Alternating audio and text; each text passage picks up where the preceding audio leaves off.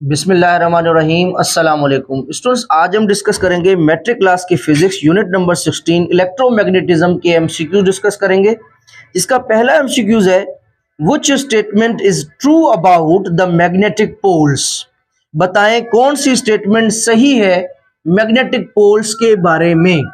तो सबसे पहले आप देखें कि फर्ज करें कि ये आपके सामने मैंने जो है ना एक मैग्नेट बनाया है, ठीक है।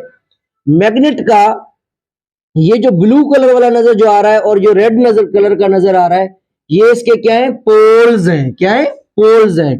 तो मैग्नेट के ये दोनों कौन है, मैग्नेटिक पोल्स हैं। ये भी देखिए मैग्नेट है, इसके भी ये दोनों क्या है, मैग्नेटिक पोल्स हैं। एक पोल को हम नॉर्थ पोल कहते हैं और दूसरे को हम साउथ पोल कहते हैं। फॉर एग्जाम्पल मेरे पास दो मैग्नेट है, एक मैग्नेट ये है, एक मैग्नेट ये है। अब देखिए इसके जो सामने वाले पोल है ये साउथ है और इस मैग्नेट का ये जो सामने वाला ये कौन है, नॉर्थ है।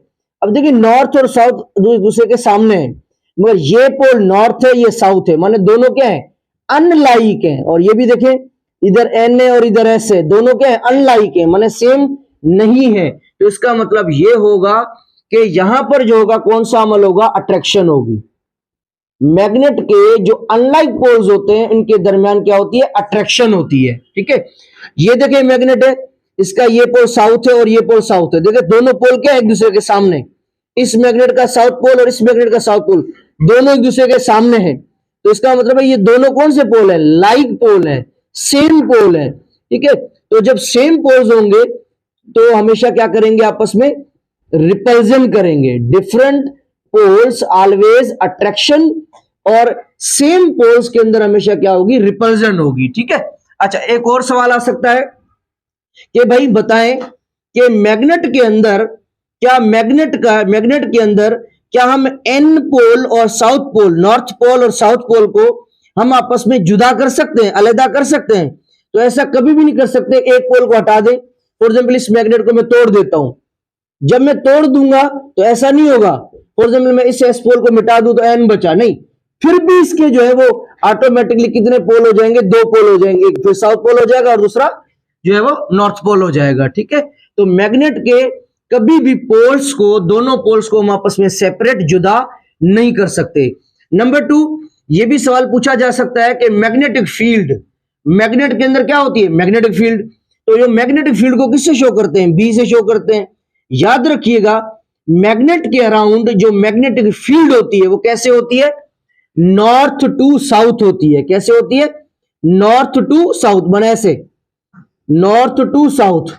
जो मैग्नेटिक फील्ड होगी वो हमेशा कैसे होगी, नॉर्थ से साउथ की तरफ होगी। और कैसे होगी, लूप में होगी। कैसे होगी, लूप में होगी। अच्छा, लूप माने कोई चीज जहां से शुरू हो वहीं पे आके खत्म हो। जैसे हम घर से निकलते हैं घूम फिर के, रुल पिन के, दोबारा वापस उसी जगह पे, ठीक है, इसे कहते हैं लूप। तो याद रखिएगा मैग्नेटिक फील्ड जो होती है वो नॉर्थ से किस तरफ होती है, साउथ होती है। और कैसे होती है, लूप में होती है। अच्छा, एक और सवाल भी आ सकता है कि बताएं मैग्नेटिक फील्ड जो है वो बाहर कैसे होती है, एक्सटर्नली। एक्सटर्नली मींस बाहर से। बाहर से कैसे होती है, नॉर्थ टू साउथ।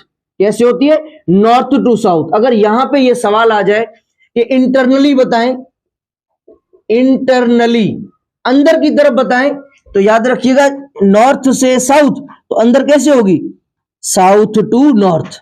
साउथ से ऐसे ऐसे ना, ऐसे घूमेगी, तो यहां पे आके खत्म नहीं हो जाएगी, यहां से ऐसे दोबारा नॉर्थ की तरफ, फिर दोबारा ऐसे बाहर की तरफ क्या होगी, नॉर्थ से साउथ।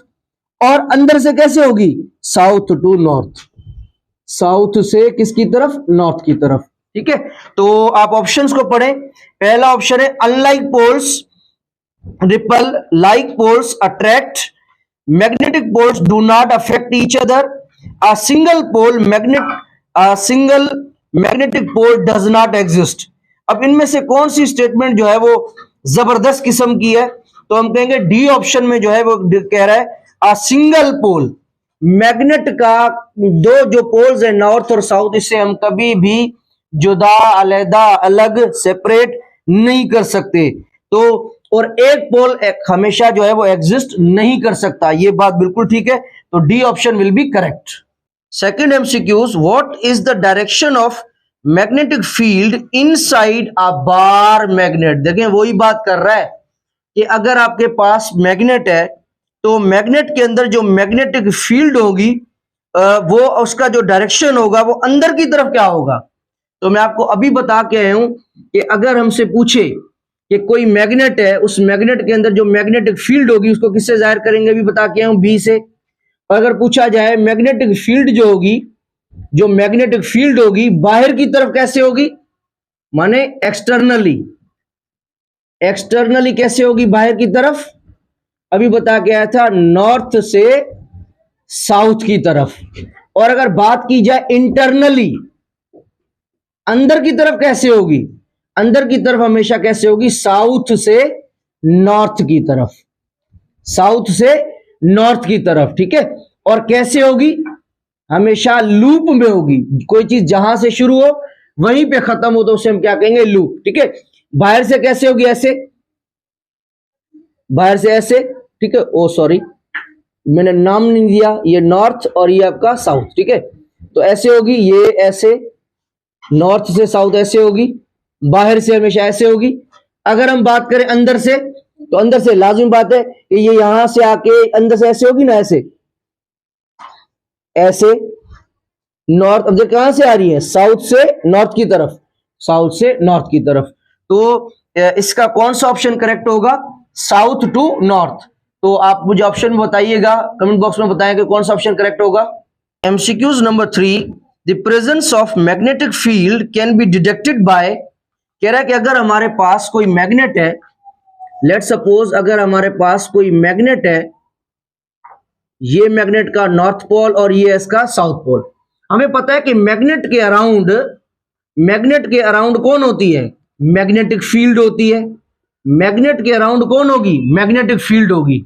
अगर हम किसी मैग्नेट की मैग्नेटिक फील्ड को चेक करना चाहते हैं तो हम किससे करेंगे, कंपास से करेंगे। किससे करेंगे, कंपास से करेंगे। और ये सबसे पहले, और आप देखेंगे कि इसके अंदर जो डी ऑप्शन जो है में लिखा हुआ है मैग्नेटिक कंपास।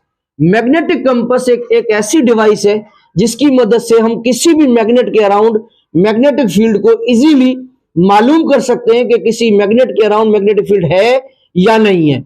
और सबसे पहले मैग्नेटिक कंपास की मदद से मैग्नेटिक फील्ड जो है वो किसने मालूम की थी, इसको उसका नाम हमें जरूर पता होना चाहिए। वो कौन था, आपका ओरिस्टिड था। कौन था, ओरिस्टिड जो है वो एक साइंटिस्ट था जिसने सबसे पहले जो है वो मैग्नेटिक कंपास की मदद से जो है वो मैग्नेटिक फील्ड को मालूम किया था, ठीक है। तो उसके पास जब मैग्नेटिक कंपास था तो उसने क्या किया, मैग्नेटिक कंपास को किसी मैग्नेटिक के अंदर जब करीब किया, जब किसी वायर से करंट पास कर रहा था, फॉर एग्जाम्पल एक वायर है हमारे पास, ये हमारे पास कोई वायर है और इस वायर से जब करंट पास हो रहा है, जब करंट पास हो रहा है फॉर एग्जाम्पल, तो ओरिस्टिड ने क्या किया, कंपास को जब इसके करीब ले आया तो कंपास की जो सुई थी, निडल थी, उसने जो है मूवमेंट करना शुरू कर दी। तो उसने कहा कुछ तो जरूर है, तो उसने इसको क्या नाम दिया, मैग्नेटिक फील्ड नाम दे दिया, ठीक है। तो इसका जो राइट ऑप्शन होगा वो क्या होगा, मैग्नेटिक कंपास होगा। क्वेश्चन नंबर 4 है हमारे पास, if the current in a wire which is placed perpendicular to a magnetic field increases the force on the wire will be. इस क्वेश्चन में ये कह रहा है कि अगर हमारे पास एक वायर है, फॉर एग्जाम्पल हमारे पास एक वायर है और उस वायर में से, लेट सपोज ये आपके पास एक वायर है, एक तार है जिसमें से क्या पास कर रहा है, करंट पास कर रहा है, आई पास कर रहा है, मींस करंट को आई से शो करते हैं, ठीक है। तो कह रहा है कि एक हमारे पास वायर है, उसमें से जो है वो करंट पास कर रहा है और उस वायर को हमने किसी मैग्नेटिक फील्ड में रखा है।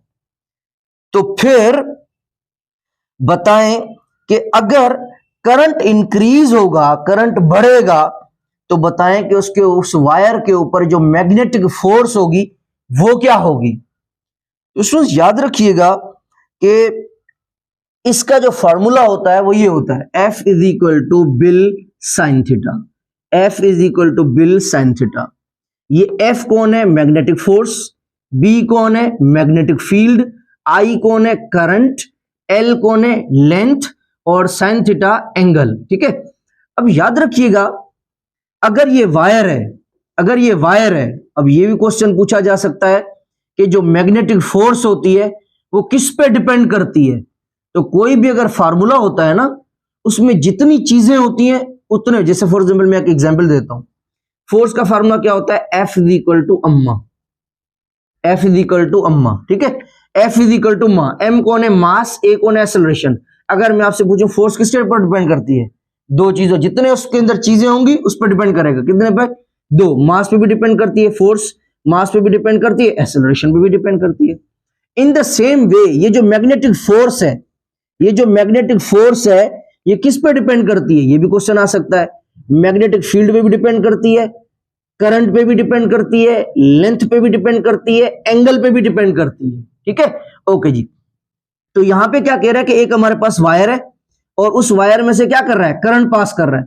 अगर फर्ज करें कि अगर इस वायर का अगर हम करंट बढ़ा दें, करंट को इंक्रीज कर दें, करंट को ज्यादा कर दें, तो याद रखिएगा जो मैग्नेटिक फोर्स होगी वो भी बढ़ जाएगी। या मैं लिख देता हूं, अगर करंट ज्यादा होगा, ऊपर एरो अपवर्ड मीन ज्यादा, अगर करंट को ज्यादा करेंगे, इसमें से करंट ज्यादा पास होगा तो मैग्नेटिक फोर्स भी ज्यादा होगी।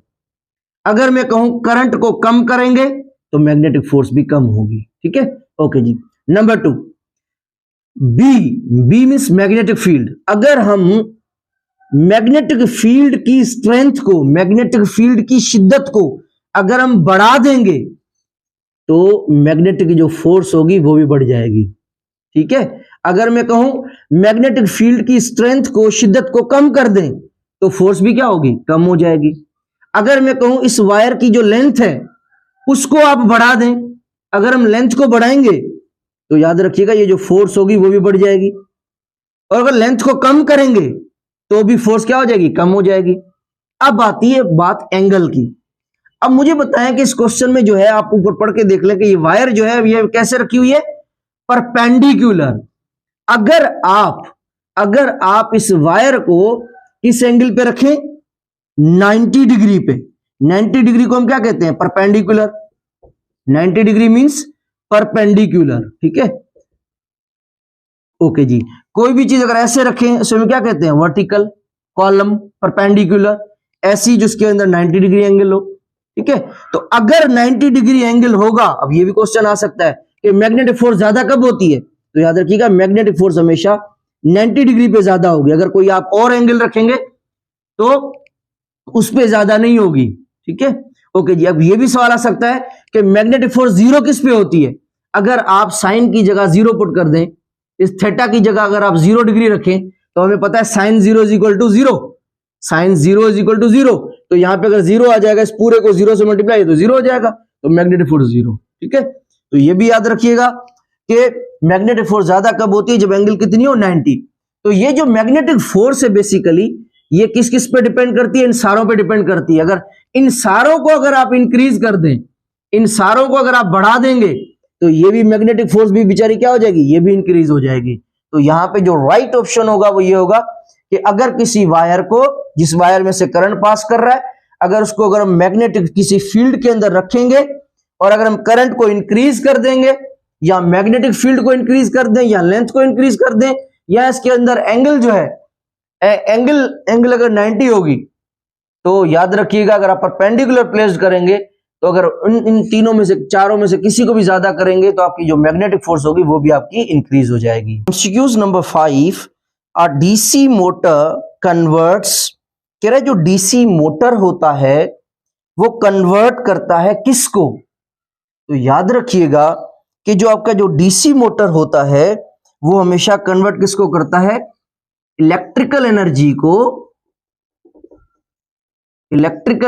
को हमेशा कन्वर्ट करता है, किसमें कन्वर्ट करता है, मैकेनिकल एनर्जी में। किसमें कन्वर्ट करता है, मैकेनिकल एनर्जी में। वो डिवाइस जो इलेक्ट्रिकल एनर्जी को मैकेनिकल एनर्जी में कन्वर्ट कर दे, ऐसी डिवाइस को हम डीसी मोटर कहते हैं। अच्छा, अगर ऐसे क्वेश्चन हो कि बताएं वो कौन सी डिवाइस है कि जो मैकेनिकल एनर्जी को इलेक्ट्रिकल एनर्जी में कन्वर्ट करता है, अगर इलेक्ट्रिकल एनर्जी से मैकेनिकल करे तो वो कौन है, वो तो इसमें बता रहा है कि भाई कौन है, डीसी है, वो तो डीसी मोटर है, डीसी मोटर। अगर वो डिवाइस बताएं जो मैकेनिकल एनर्जी को इलेक्ट्रिकल एनर्जी में कन्वर्ट करता है, वो कौन है आपका? तो हम कहेंगे वो कौन है? वो है आपका इलेक्ट्रिकल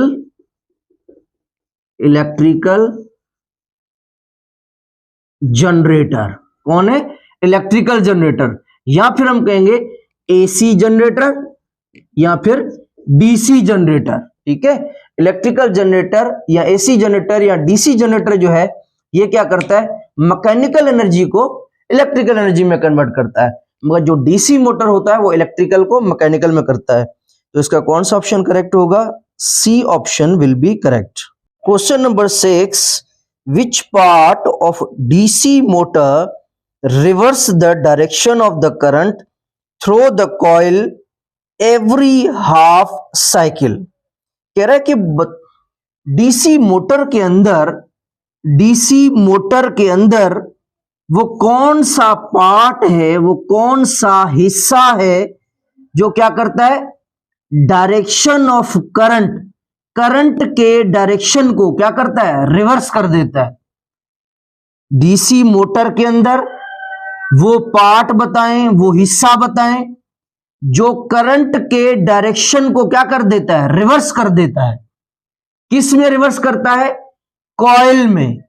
कब करता है? एवरी हाफ साइकिल, हर आधे साइकिल के बाद, हर आधे चक्कर के बाद वो डायरेक्शन को कॉइल के अंदर रिवर्स कर देता है, करंट के डायरेक्शन को। तो बताएं वो कौन सा हिस्सा है? तो याद रखिएगा इसके अंदर जो बी ऑप्शन है वो इसका करेक्ट होगा। ये काम जो है ना वो इस बंदे का है। किसका? कम्यूटेटर। कम्यूटेटर जो है बेसिकली इसका काम होता है, ये किस में लगा होता है? कम्यूटेटर लगा होता है डीसी मोटर के अंदर, और इसका काम होता है कि ये क्या करता है कि करंट के डायरेक्शन को कॉइल के अंदर हर आधे चक्कर के बाद क्या कर देता है? रिवर्स कर देता है। अच्छा, कम्यूटेटर ऐसा क्यों करता है? क्योंकि इसके अंदर कुछ स्लिप रिंग्स लगी होती हैं, ब्रशेस लगे होते हैं, ये इसकी वजह से जो है वो ये करता है। अच्छा, एक और बात कि डीसी मोटर के अंदर ऐसा क्यों हो रहा है? बेसिकली डीसी मोटर के अंदर ये वाला चक्कर ऐसा क्यों हो रहा है कि करंट का जो है वो डायरेक्शन चेंज किया जा रहा है किसी कॉइल के अंदर हर आधे चक्कर को? ऐसा क्यों हो रहा है? तो बेसिकली वो इसकी वजह से हो रहा है ताकि हम जो करंट का हमारा डायरेक्शन है, जो हमारे करंट का डायरेक्शन है वो क्या रहे? सेम रहे। करंट के डायरेक्शन को सेम रखने के लिए बेसिकली ये वाला जो है कम्यूटेटर लगाया जाता है, जिसका काम ये वाला होता है। ठीक है, तो इसका कौन सा ऑप्शन करेक्ट होगा? The commutator. Question number 7, the direction of induced EMF in a circuit in accordance with the conversation of dash. अब सबसे पहले यहां पे देखें लिखा हुआ है कि डायरेक्शन ऑफ इंड्यूस्ड ईएमएफ। ये जो इंड्यूस्ड ईएमएफ का जो डायरेक्शन है, तो सबसे पहले याद रखिएगा ये जो इंड्यूस्ड ईएमएफ का ये जो कॉन्सेप्ट है ये हमें किससे मिलता है? इलेक्ट्रोमैग्नेटिक इंडक्शन से। याद रखिएगा ये भी सवाल पूछा जा सकता है कि इंड्यूस्ड ईएमएफ कब पैदा होती है या इंड्यूस्ड करंट कब पैदा होता है, ये भी सवाल आ सकते हैं ना। तो याद रखिएगा इलेक्ट्रोमैग्नेटिक इंडक्शन, यहां पे आपके बहुत सारे और भी सवाल होंगे जो क्लियर होंगे। याद रखिएगा इलेक्ट्रोमैग्नेटिक इंडक्शन एक ऐसा प्रोसेस है, एक ऐसा फेनोमेना है, एक ऐसा अमल है जिसमें हम दो चीजों के बारे में पढ़ते हैं। किस चीजों के बारे में पढ़ते हैं? इंड्यूस्ड ईएमएफ और इंड्यूस्ड करंट। याद रखिएगा ऐसी स्टडी, ऐसा प्रोसेस, ऐसा अमल जिसमें इंड्यूस्ड ईएमएफ के बारे में पढ़ा जाए या इंड्यूस्ड करंट के बारे में पढ़ा जाए, ऐसी स्टडी को हम क्या कहते हैं? Electromagnetic induction. ठीक है, और याद रखिएगा ये मैंने नीचे भी लिखा हुआ है, इलेक्ट्रोमैग्नेटिक इंडक्शन में हम दो चीजें पढ़ते हैं, इंड्यूस्ड ईएमएफ के बारे में और इंड्यूस्ड करंट के बारे में। अब इस थ्योरी को थोड़ा सा समझते हैं। 1820 में एक साइंटिस्ट था जिसका नाम ओरस्टेड था, जिसने कहा कि अगर आपके पास कोई वायर है, फॉर एग्जाम्पल ये कोई वायर है, अगर किसी भी वायर में से आप करंट को पास करवाएं 1820 में, और स्टूड ने क्या कहा कि अगर आपके पास कोई वायर है और उस वायर में से अगर आप करंट को पास करवाएंगे तो याद रखिएगा उसके अराउंड मैग्नेटिक फील्ड हो जाएगी। मैग्नेटिक फील्ड को बी से शो करते हैं। अगर किसी वायर में से करंट को पास करवाएंगे तो उसके अराउंड कौन होगी, मैग्नेटिक फील्ड पैदा हो जाएगी। और वो जो मैग्नेटिक फील्ड थी उसने मालूम की थी किससे, कंपास से जो है मालूम की थी। ठीक है, ओके जी। तो स्टेटमेंट ये उठी कि भाई 1820 में इसने कहा कि करंट की वजह से कौन होती है, मैग्नेटिक फील्ड पैदा होती है। करंट की वजह से कौन होती है, मैग्नेटिक फील्ड पैदा होती है। कुछ वक्त के बाद, तकरीबन 10 साल के बाद यह सवाल उठा कि क्या मैग्नेटिक फील्ड की वजह से भला करंट पैदा होगा। करंट की वजह से मैग्नेटिक फील्ड होती है, क्या मैग्नेटिक फील्ड की वजह से करंट होगा। तो इसका जवाब 1830 में या कुछ किताबों में आता है 1831 में दो बंदों ने दिया। एक है माइकल फराडे, दूसरा है जोसेफ हेनरी। इन दोनों ने कहा यस बिल्कुल हो सकता है। ये जो माइकल फराडे था ये बेसिकली एक इंग्लैंड का साइंटिस्ट था और ये जोसेफ हेनरी जो है वो यूएसए का था। इन दोनों ने कहा कि भाई बिल्कुल मैग्नेटिक फील्ड की वजह से करंट पैदा हो सकता है और हम आपको तरीका भी बताएंगे कि आप ये काम करें उसकी वजह से आपका हो सकता है। करंट की वजह से मैग्नेटिक फील्ड होती है, किसने बताया, ओरस्टेड ने। कब बताया, 1820 में। क्या मैग्नेटिक फील्ड की वजह से करंट होगा, यस। इन दोनों ने कहा यस। ठीक है, कब कहा, इसमें कहा, और तरीका भी बताया। क्या बताया कि अगर आप एक जो है वो ये मैग्नेट है, ठीक है, ये इसका मैग्नेट का नॉर्थ पोल और ये है साउथ पोल। लाजिम बात है इसके दरमियान कौन होगी, मैग्नेट के दरमियान कौन होगी, मैग्नेटिक फील्ड होगी। इसने कहा एक मैग्नेट उठाएं, ये आपका नॉर्थ पोल और ये आपका साउथ पोल, ये बीच में कौन है, मैग्नेटिक फील्ड। आप क्या करें, एक कंडक्टर उठाएं और उस कंडक्टर को जो है ना इस मैग्नेटिक फील्ड के अंदर ऐसे से मूव करवाएं, मोशन करवाएं किसी मैग्नेटिक फील्ड के अंदर। जब आप किसी कंडक्टर को मैग्नेटिक फील्ड के अंदर मूव करवाएंगे तो लाजिम बात है ये जो अंदर वाली मैग्नेटिक फील्ड, ये दरमियान वाली जो मैग्नेटिक फील्ड है, जब कोई कंडक्टर ऐसे बार बार ऐसे मूव करेगा उसके गैप के बीच में, तो इसकी मैग्नेटिक फील्ड क्या हो जाएगी, चेंज होगी। लाजिम बात है कोई कमी आएगी या बढ़ोतरी आएगी। तो याद रखिएगा जब ऐसा करेंगे, किसी कंडक्टर को किसी मैग्नेटिक फील्ड के अंदर मूव करवाएंगे, तो याद रखिएगा वहां पे जो है ना क्या पैदा होगा, ये दो चीजें पैदा होंगी। क्या, इंड्यूस्ड ईएमएफ और इंड्यूस्ड करंट होगा। अब कैसे पता चले कि इंड्यूस्ड ईएमएफ कैसे पैदा होगी, तो ये याद रख लें, जब भी आपकी मैग्नेटिक फील्ड में चेंज आएगा, लाजिम बात है जब कंडक्टर को इसके अंदर मूव करवाएंगे तो इसकी पहले देखो कोई कुछ भी बीच में नहीं है तो मैग्नेटिक फील्ड आराम से है, कोई मसला नहीं। लाजिम बात है जब बीच में कोई चमचा आएगा वो इसके अंदर मूव करेगा तो लाजिम बात है इनको डिस्टर्ब करेगा ना, इनको डिस्टर्ब करेगा तो मैग्नेटिक फील्ड क्या होगी, डेल्टा, माने चेंज। तो मैग्नेटिक फील्ड के चेंज होने से इंड्यूस्ड ईएमएफ पैदा होती है और इंड्यूस्ड करंट पैदा होता है।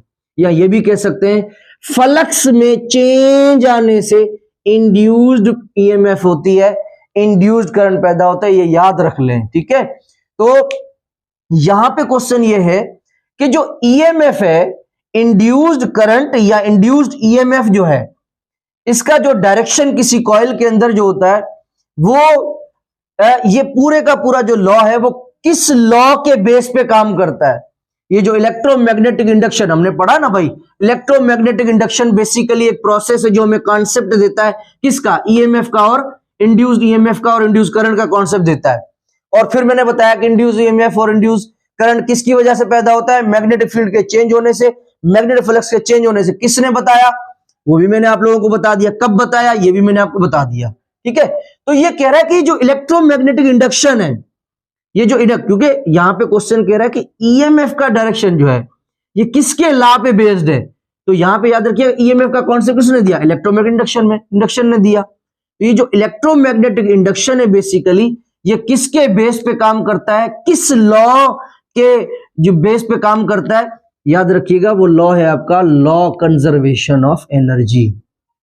Law conservation of energy, law conservation of energy. ठीक है, तो याद रखिएगा इलेक्ट्रोमैग्नेटिक इंडक्शन जो है वो इस लॉ के बेस पे जो है वो काम करता है। तो उसका राइट ऑप्शन होगा law conservation of energy. MCQs number 8, the step up transformer, जो स्टेप अप ट्रांसफार्मर होता है वो क्या करता है? तो इसका जो राइट ऑप्शन होगा वो ये होगा कि वो इनपुट वोल्टेजेस को इंक्रीज कर देता है। जो स्टेप अप ट्रांसफार्मर होता है वो क्या करता है? इनपुट वोल्टेजेस को इंक्रीज कर देता है। अब राइट ऑप्शन तो पता लग गया, मगर और भी काफी सारी चीजें हैं वो भी थोड़ा समझ लें, क्योंकि हमने एमसीक्यूज तक नहीं रहना, बाकी चीजें भी समझनी है। अब देखें, सबसे पहले अगर पूछा जाए भाई ट्रांसफार्मर है क्या? ट्रांसफार्मर एक ऐसी डिवाइस है जिसका काम होता है या तो इंक्रीज कर देना, या डिक्रीज कर देना, या बढ़ा देना, या कम कर देना। किसको? इनपुट वोल्टेज को। इनपुट वोल्टेज को। तो ये क्वेश्चन आ सकता है कि ट्रांसफार्मर का क्या काम होता है? इनपुट वोल्टेज को या तो इंक्रीज कर देना या कम कर देना। या ये भी कह सकते हैं आसान भाषा में कि ट्रांसफार्मर एक ऐसी डिवाइस है जो ईएमएफ को या तो बढ़ा देता है या ईएमएफ को कम कर देता है। ठीक है, ओके जी। अब उसके अलावा एक और सवाल कि भाई ट्रांसफार्मर जो है वो किसके बेस पे काम करता है? तो याद रखिएगा किस प्रिंसिपल के बुनियाद पे काम करता है? Mutual induction. म्यूचुअल इंडक्शन के प्रिंसिपल के तहत, कानून के तहत जो है ये ट्रांसफार्मर काम करता है। एक और बात, ये जो ट्रांसफार्मर है ये हमेशा ऑपरेट करेगा, काम करेगा सिर्फ किसके लिए? सिर्फ किसके लिए? एसी के लिए काम करेगा, सिर्फ एसी के लिए, नॉट फॉर डीसी। याद रखिएगा ट्रांसफार्मर हमेशा काम करता है किसके लिए? एसी के लिए ऑपरेट करता है, डीसी के लिए नहीं करता। तो ये बात याद रखिएगा। अब एक और बात, ट्रांसफार्मर की हमेशा जो है वो शक्ल ऐसी होती है, ट्रांसफार्मर का जो सिंबल होता है वो हमेशा ऐसे होता है। ठीक है, ये क्या लगी हुई है? ये कॉइल है, ये भी आपकी क्या है? कॉइल है। अब हमें हमेशा हम याद क्या करते हैं? जो पहले होती है वो प्राइमरी कॉइल, जो बाद में होती है वो सेकेंडरी कॉइल। ऐसा नहीं है। जिस कॉइल पर, इन दोनों में से जिस कॉइल पर हम इनपुट सिग्नल दें, जिस पर हम इनपुट सिग्नल दें, उस कॉइल को क्या कहेंगे? Primary coil. और जिस कॉइल में से हमें आउटपुट मिल रहा होगा उस कॉइल को हम क्या कहेंगे? Secondary coil. अच्छा, ये भी कॉइल और ये भी कॉइल, तो बीच में कौन होगा? तो बीच में जो है, बीच में क्या लगा हुआ है? बीच में क्या लगा हुआ है? Iron core. तो अगर मैं आपसे पूछूं बीच में क्या लगा होगा? Iron core. अगर मैं आपसे पूछूं क्या ये ट्रांसफार्मर के सिंबल है, तो आपको लग रहा होगा ये नहीं है, वो ये भी ट्रांसफार्मर की सिंबल है। ठीक है, ओके जी। अब इसके बीच में क्या है? लेट्स सपोज कुछ भी नहीं लगा, तो इसका मतलब इसके बीच में कौन है? एयर है। इसके बीच में क्या है? एयर। ठीक है, अच्छा फर्ज करें अगर मैं इनपुट सिग्नल यहां दूं, इनपुट सिग्नल अगर मैं इस तरफ से दूंगा, तो ये वाली कॉइल कौन सी होगी? जिस पे इनपुट अप्लाई किया जाए, इनपुट, तो उसे कहेंगे प्राइमरी कॉइल। ठीक है, और जिससे आउटपुट मिले वो कौन है? Secondary coil. ठीक है, ओके जी। अब याद रखिएगा ये भी सवाल पूछा जा सकता है कि जो ट्रांसफार्मर होता है, ट्रांसफार्मर में कौन सी चीजें हैं जो कभी भी चेंज नहीं होती? तो याद रखिएगा ट्रांसफार्मर की फ्रीक्वेंसी जो है वो कभी भी चेंज नहीं होती, और ट्रांसफार्मर का कभी भी टाइम पीरियड चेंज नहीं होता। नंबर 3, ट्रांसफार्मर की कभी भी पावर चेंज नहीं होती।